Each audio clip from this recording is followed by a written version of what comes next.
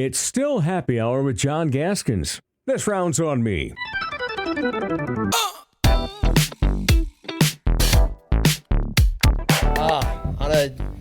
The second Tuesday in June, Gateway Lounge. It just feels like that time of the year to shoot the breeze and really dig into guests who, have been here for a while, that everybody knows their name, but maybe not everybody knows their story. And they are living my dream of not working and have time to do this. So it's great to have Mike Begeman here. Everybody knows who Mike is. 399 wins. I tried to add it up as a high school basketball player and coach in South Dakota. Oh, so much work. I went to a website. That included a 70-10 record as a player, Parker High School for the legendary Gail Hoover. He played at Augie, where he was part of a North Central Conference championship team in 1978. That's not easy to do at Augie, and we'll get into that. And then he gets into teaching and coaching, 3 different schools, 3 different levels, lots of state tournaments, 6 runs to the finals, and his last 19 years were at O'Gorman. And, of course, then there was sons Matt and Mitch, and Mitch goes on to be an incredible coach, 2-time state champion, and he played a little bit of a part, I would think, at Roosevelt, and he just resigned. Post-basketball, we know Mike from years and years, a couple decades at Sanford as a manager in public relations, vice president, and for a few years the executive chief of staff. But he's been retired for about 4 years now, and most recently dominating the Minnehaha County Precinct Committeeman vote at 57%. So congratulations. You've done a lot of homework, John. Yeah, we're probably done now. That took about 5 minutes. No, that's just the start. Congratulations on winning that, by the way. Well, thank you. It was. I'll be honest. I don't have any political aspirations, but this was just something that I kind of did on a whim, and yes. I learned a little bit about it, and I thought, well, I don't really want to run for anything that's going to put me in Pierre for 2.5 months. Okay. But this is another level of being involved and just kind of dovetailing on some things I did when I did work at Sanford Health, on a board with Leadership South Dakota. And so this is kind of just a precinct committee man. I'll represent my voting base in precinct 0316. I had to learn that. But anyway, I'll be headed out to Rapid City in a couple of weeks as a delegate to the state convention, and we're going to have to vote on an attorney general, state senator, South Dakota, or treasurer, I should say. So there are some things that come along with that. Yeah. So I get to take another trip to Rapid City. Okay, not bad. If you can dovetail that into, for me, the Alex Johnson Hotel, the Vertex Sky Bar, some Black Hills things. Now we're talking. Great place. Make a Black Hills trip out of it. Well, cheers. We'll do that. Cheers. Congratulations on all your success. I'm so happy you've been getting to enjoy retirement years. And before I forget, it is happy hour. You're a first-time guest. So happy hour drink of choice. When you were working, the end of a long workday, the end of a long round of golf, you have one choice rest of your life, one time. Any drink, what would you go with? I'm pretty low-key. It's just usually a Miller Lite. Okay. And that's kind of my drink of choice. And being from Parker and small town South Dakota, sometimes you throw a little tomato juice in there. So yes. That's kind of what do they call that, South Dakota cocktail or whatever. Oh, it's what do we call this? Beer Bloody Mary. A beer Bloody Mary. That's one. Like Chelada. That. Yeah, something like that. Okay. Bud Light now makes them in a can. They stir it up. Yeah. That's your next thing. Get Miller Lite to do that. Yeah. You're pretty good at getting people to do things. Well, so maybe that's your next venture. You never know. Miller Lite's the light beer, the domestic light beer I like to refer to as the domestic light beer that tastes like beer, that has a little beer in it. So it feels like very much there's people who love it, and that's the only one of those they will drink, or that's the only one they won't have. Yep. So some of us acquire different tastes than others. Yeah, nothing wrong with that. It's good to be able to do happy hour anytime. Yeah. So besides winning the precinct committeeman election, how are you? We were talking about this just before we went on. How do you spend your days now? That's a really good question. Summertime's easy. I can find things to do. I like to work out. I have a couple coffee groups that I am part of, Yeah. and I do that a couple days a week. And then I'm also still on a couple of boards, the Sioux Falls Park and Rec Board. We have a couple meetings a month, and so it just kind of keeps me connected, and I have enjoyed that immensely. And then I'm also on the board of the South Dakota High School Basketball Hall of Fame, and so we meet quarterly. So I just got enough stuff to kind of keep me.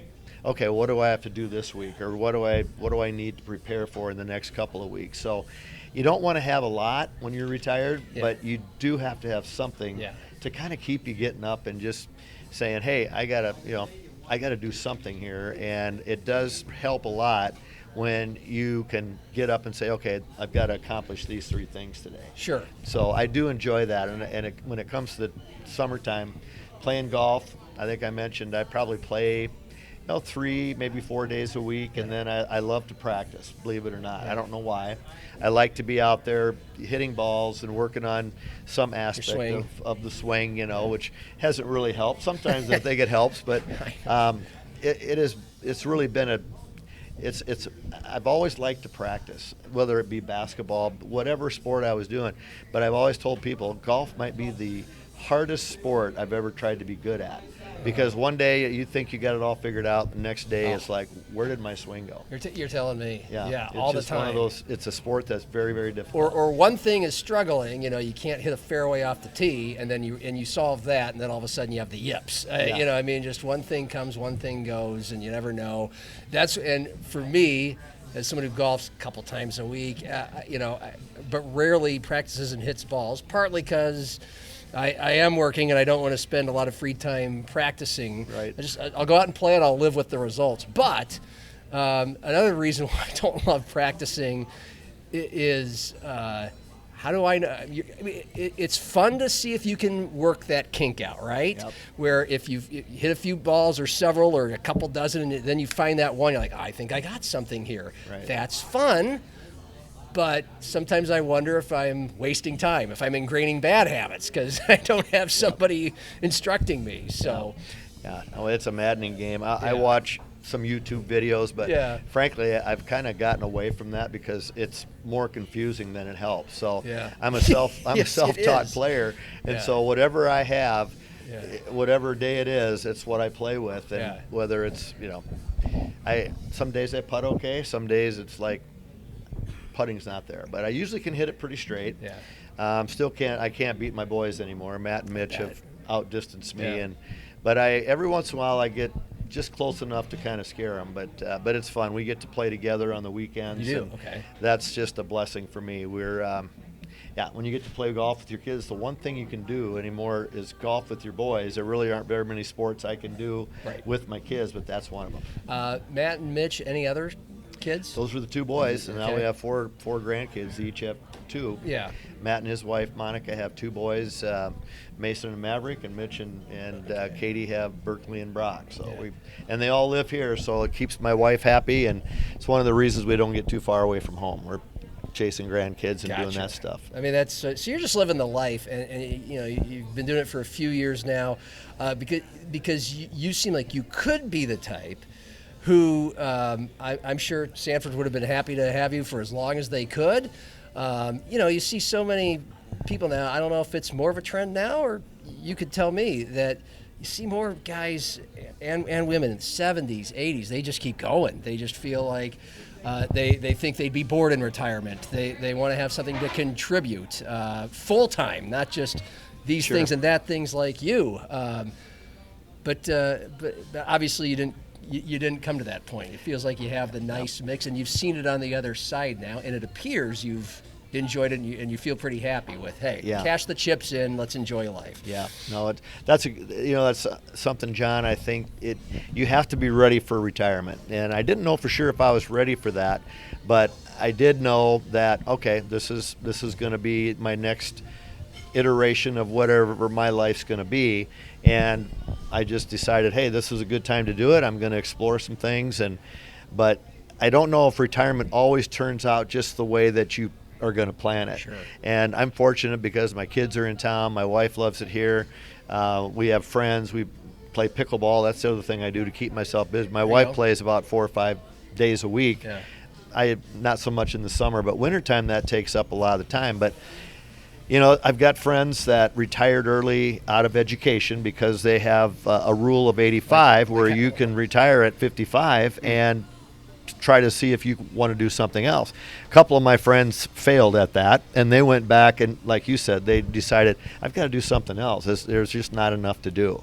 And so there's that part of it. But the last 4 years have been really fun. I've really enjoyed it, and I'll be honest, Mitch coaching and having the grandkids around, but I loved going to workouts. I did some of that in the off season, in the summertime and in the fall for kids that, not just Roosevelt kids, but kids that were, wanting to work out at Impact. I worked out a deal with Chad Wyde, who's the owner of that facility, and he allowed me to come in and work out with kids in the fall.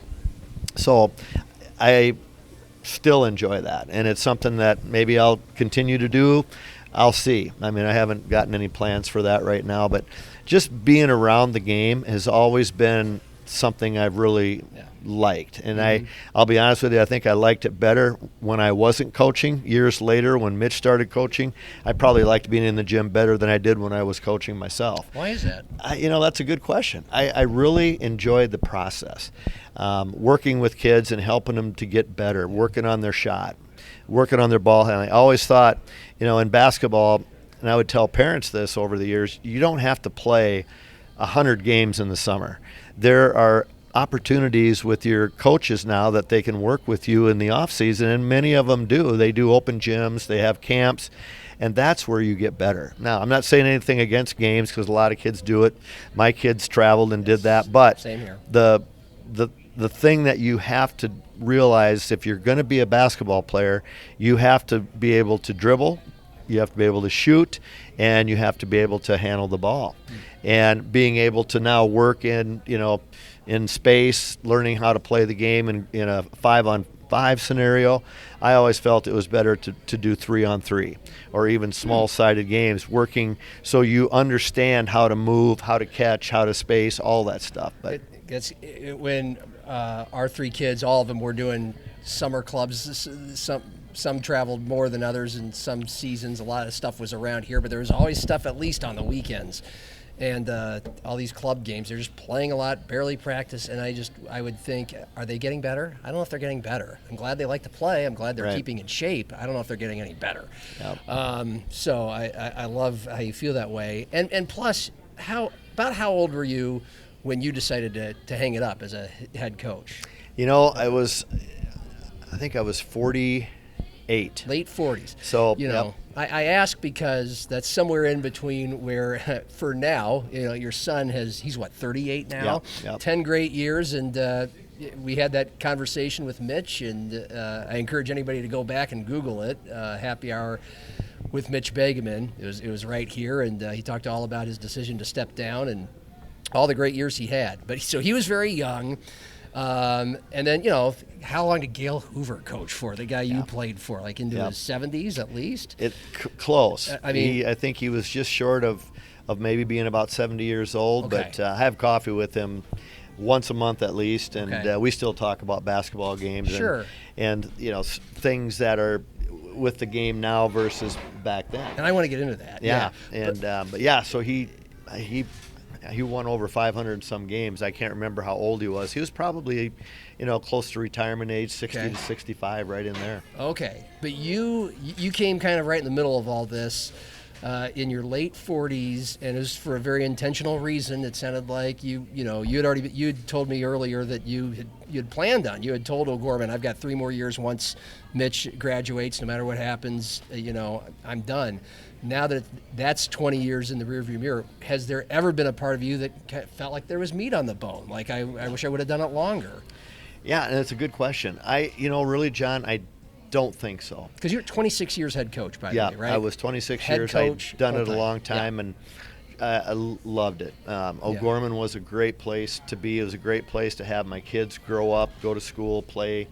Not very many guys get to coach their kids. Yeah. And it was a great place for me to be able to do that. I'll never forget, I was at a coaching clinic years before they ever got even close to high school. But Larry Luchins and I were sitting at a coaching clinic, and he had coached Lance, and I think Lance was just getting ready to start at Northern in his college career. So I asked Larry, I said, any regrets ever coaching your own son? He says, not one bit. He said, it probably kept me in it a few more years. And I'll never forget that, because Larry was a good friend and a really good coach, obviously. But when he said that, because I did wonder whether or not it would be good for my kids to play for their dad. Yeah. And once he said that, I thought, okay, I'm gonna do this, because there's always times during the course of your career, whether you're in business or you're in education, you always start looking at what am I going to do. I always looked at my work life as every 5 years, okay, where do I want to be in 5 years? What do I want to be doing in 5 years? And so I kind of always have adhered to that. And I love coaching. So I did decide to start getting my degree to be a counselor principal. So I knew at some point I had to leave education, O'Gorman probably, and get back into the public school, because I wanted to get 20 years back in the public school system so I could get to teacher retirement, which is a really good thing. If you can hang in there and get your 30 years in or whatever in public education, you can retire, and it's a really good system. I couldn't do that at OG because private schools were not allowed, or they weren't in the South Dakota retirement. So that was my motivation. And so I told him, I said, hey, I'm going to leave. I'm going to be done. And I thought I was going to go be a principal, maybe a superintendent, back in a smaller school.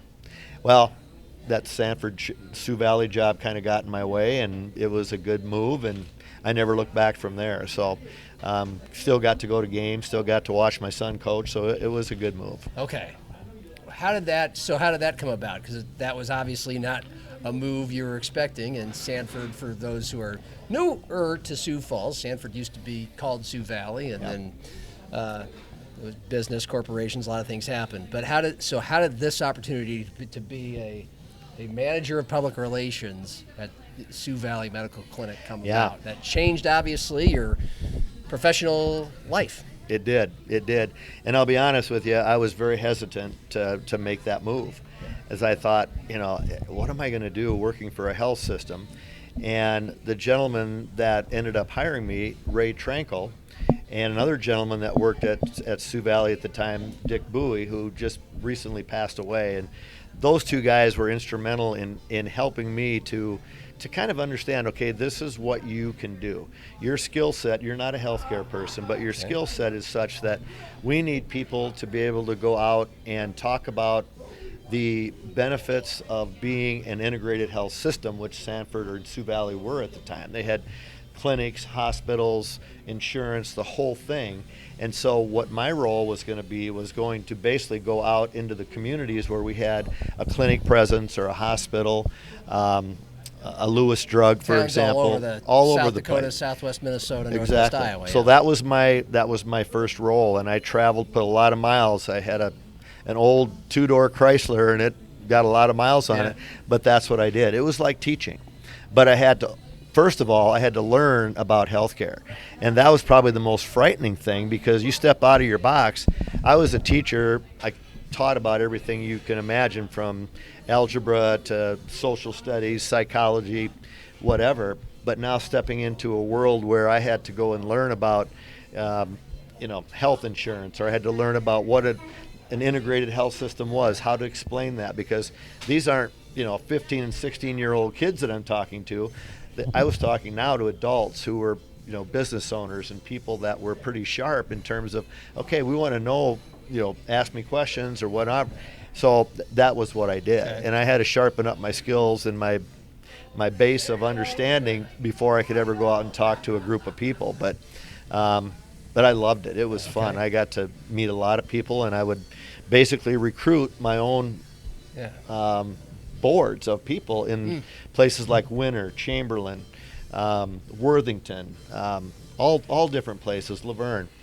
And so and I like to talk to people, which you could probably already imagine. So it just fit, and it was a really good role. I loved it.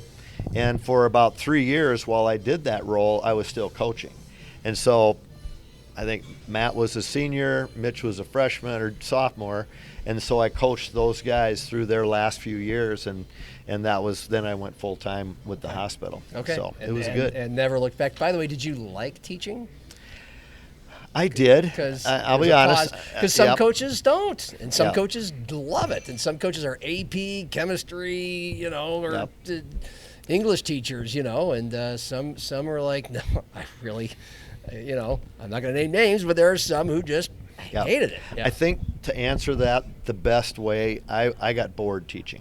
I'll be totally honest with you. I was bored, and I think, to be honest, John, I was looking for something else to kind of fulfill me a little bit, if you will. And the only way that at the time, the only way you could coach was you had to teach. Yeah. And so, having said all of that, I was able to still teach or coach for 3 years while I worked in another. And I think I was the first coach that ever did that in Sioux Falls.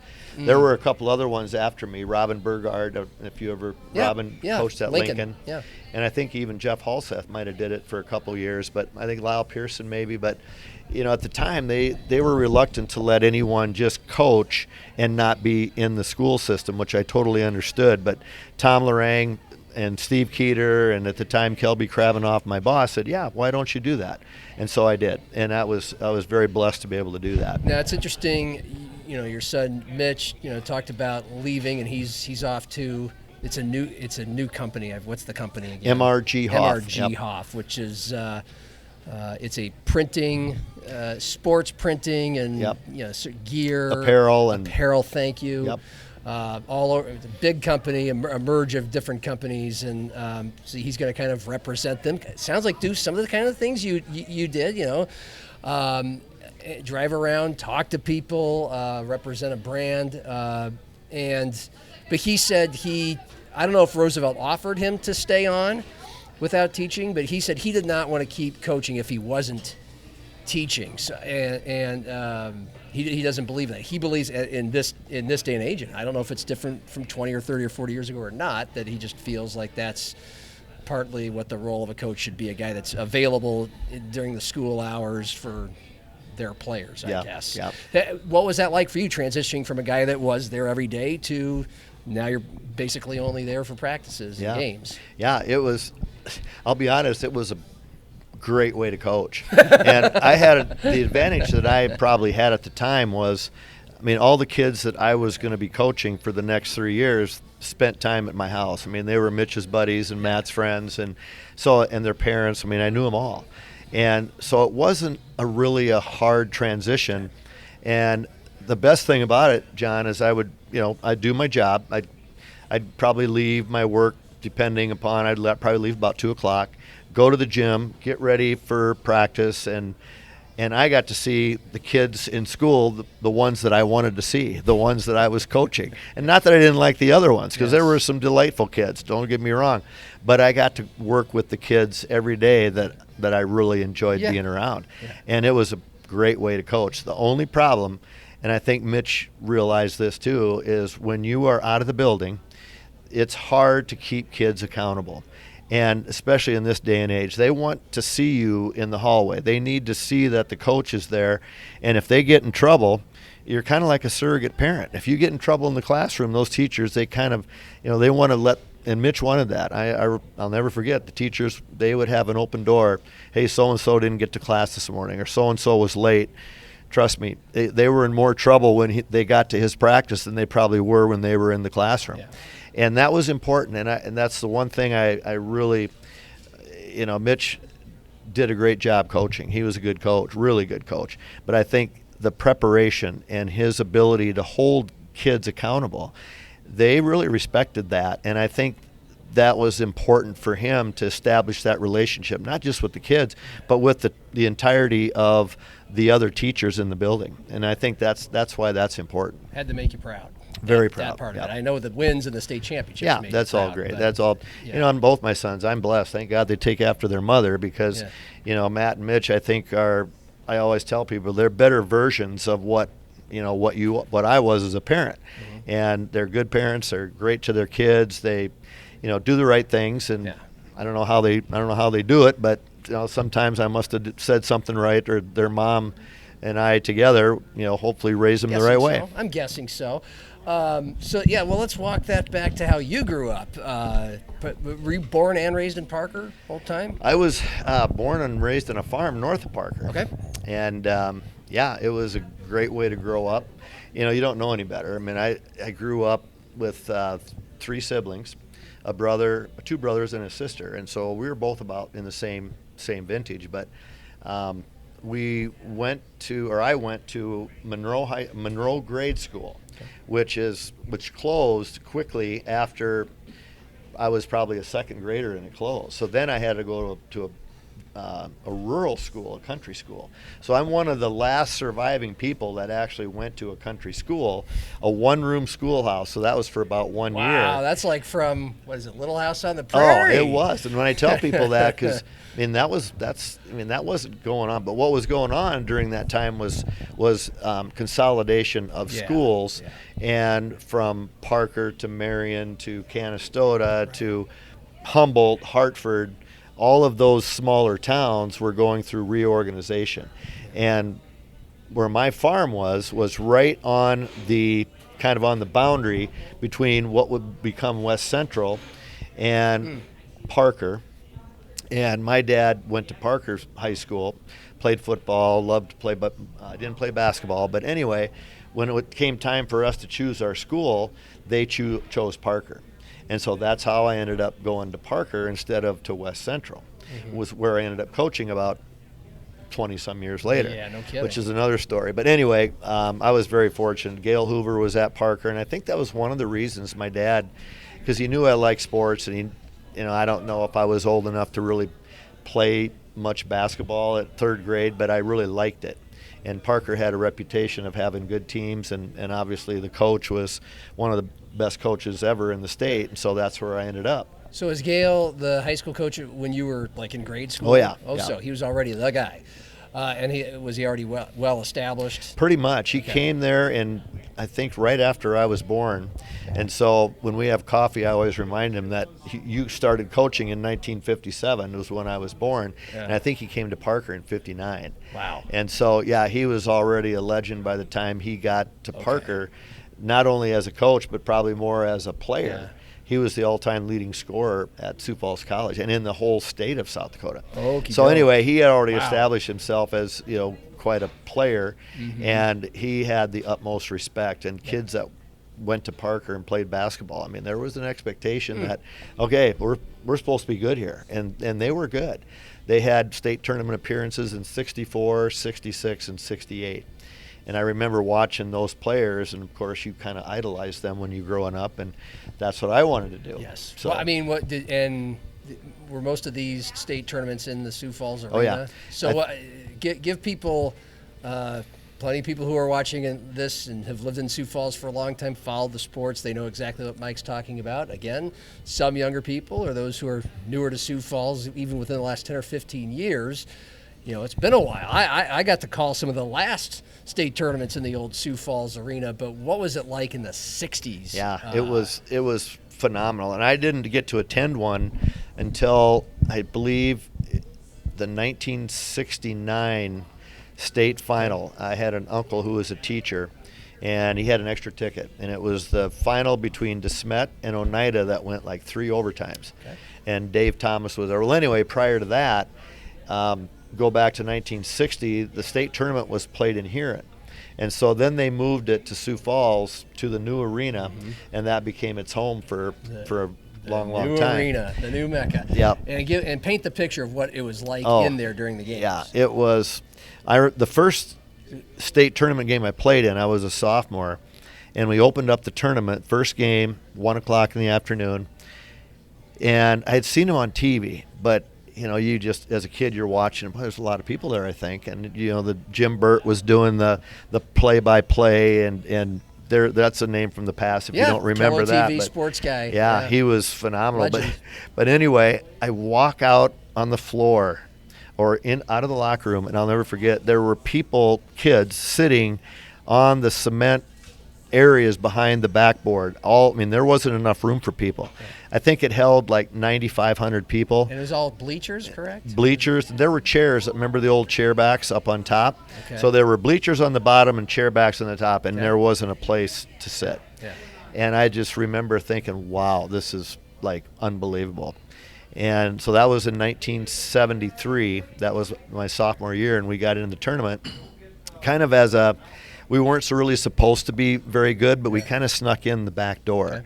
And we ended up beating a good Bottle team in the first round and got to the second game against Sioux Valley, who was led by an all-state point guard that was a really good player, Henry Linkeek. George Kiner was the coach, and they were one of the favorites. And we just came out and got after them, and we ended up winning by 20 points. And George Kiner is still a friend. He does a lot of things with his books and state track meets, has books that depict a lot of the state tournaments and a lot of just sports stuff over the years. Well, I ended up having 28 points in that game, and every time he sees me, he'll say, Begeman, you really ruined my year that year. And I said, sorry, Coach. Yeah. It really made our year pretty good. Yeah. And so those are the kind of memories. And then we played Emory in the state final and, of course, got second, which was one we should have won. But Coach Hoover and I talk about those. As hard as it was to lose those, you still have to get there.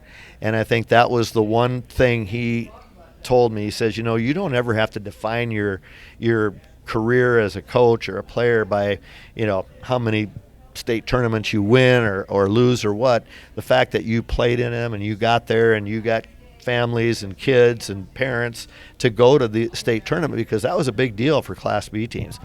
They get there maybe once out of every 20, 25 years back then. Yeah. We were fortunate to play in a couple, and it was a huge deal for the town. There's kids and people that I still run into. Hey, I remember that game in 1974 when you guys played so-and-so. But it was a phenomenal environment, John. I get off track a little bit, but that's okay. It's that old environment. People don't they think even Matt and Mitch, although there was a game, There's the final, footage out there. There's footage, and the place was electric. And everybody in the state, if you were a basketball fan, you wanted to get a ticket. Yeah, that's so awesome. By the way, because you had 2 runner-ups as a player? 2 runner player, yeah. And 4 as a coach at O'Gorman. Did that attitude that Gail brought forth to you, did that help you in any way with your processing of the 4 as a coach? It did. And, you're always disappointed. You want to win. And I remember the first year when I was at O'Gorman and we got to the state tournament. They had not been to a state tournament since 1967. I got there in 88. And, of course, all the football championships, and Bob was still there. He was kind of on the staff as an AD. Coach Keeter was there, obviously. And everybody understood the football championship culture. But when we got to the state tournament in 1990, it was my second year there, I think. And I just remember our cheerleaders had no idea what was going to happen. We were going to be at the state tournament for 3 days. It was in Sioux Falls. And we had no idea what to do. My players, how many games we get to play? Well, we get to play 3 more games. Oh, okay. Well, and all of a sudden we got there and it was like, hey, this is pretty cool. Yeah. Mm-hmm. And the kids that I started with when I got there, 3 of them were sophomores. Ryan Folsom, who coached at Sioux Falls, Washington for a while, was a sophomore. Scott Bickett, who I think he's an insurance salesman in Minneapolis. And Scott Hunter, I believe his son, Lucas, played on the Lincoln High team this year. So those 3 guys were sophomores on my first team there. And by 1990, we got to the state tournament. And it was like, this is pretty cool. Exactly. Norman Dale said in Hoosiers. Yeah, it was pretty cool. We're kind of bouncing back and forth, which is just okay. So Gale was very well respected, and he was the guy that you wanted to play for. And then you get to Parker, and what kind of Head coach was he? What was his style? What was his personality? What did you like, or what was challenging about playing for him? There was nothing challenging. He got the best out of his athletes. And I've told him this numerous times. I think coaches that can get players to even play beyond what they're capable of. I know it sounds kind of corny, but he was one of those guys that just gave you confidence because he was very prepared, and we played a certain style, and we could shoot, and we had during my time we had some really good athletes too, a couple big kids. Dale Buskell was a 6'5" post player who would have been in school with me at Monroe when it closed. Mike Lee was an all-state football player, and all three of us came from that Monroe area to Parker. And Coach Hoover was just one of those guys that you didn't want to disappoint him. And I think that's the mark of a really good coach, an excellent coach, is when you play for someone that you don't want to let down, you will do anything, run through a wall, whatever the old adages are. He was that kind of a coach, and he never yelled. You knew when he was not happy, but he never would yell, never curse. He would just always be able to get you, whether we were up or down. He was always coaching, and he wanted us to be gentlemen. He wanted us to be better people than we were players. And so we always kind of had that underlying feeling that we weren't going to disappoint Coach Hoover, and that was kind of how we grew up. Well, knowing that you're still good friends with him and having coffee with him regularly, I'm guessing that shaped partly the way you coached. Did you take a lot of notes from that? I did. I think anybody that coaches, you do glean some things from people you played for, and I certainly did from him. I was probably a little more emotional than he was. I was kind of like Mitch. I was up and down the sidelines. I didn't sit much, and I think I probably got after the officials a little more than Coach Hoover did and Mitch did, but that was my style. I was into the game. I wanted, coaching players. I didn't yell at them per se too much as far as getting mad at them, but just trying to motivate them. And so I was very fortunate. I had great kids at Oklahoma. I had great kids at West Central and Coleman. But I did glean a lot of what I think coaching for me. I always wanted to look back. Okay, that's what Coach Hoover did. I'm going to try to do that. It was he was an easy one to follow, and I was fortunate to play for Mel Klein at Augie. And Mel was a little different coach than Coach Hoover, but still some things I think I gleaned from both of them. Describe, first of all, why you decided to go to Augie. Who else were you looking at? And I was fortunate. I had an opportunity. I could have probably gone to USD.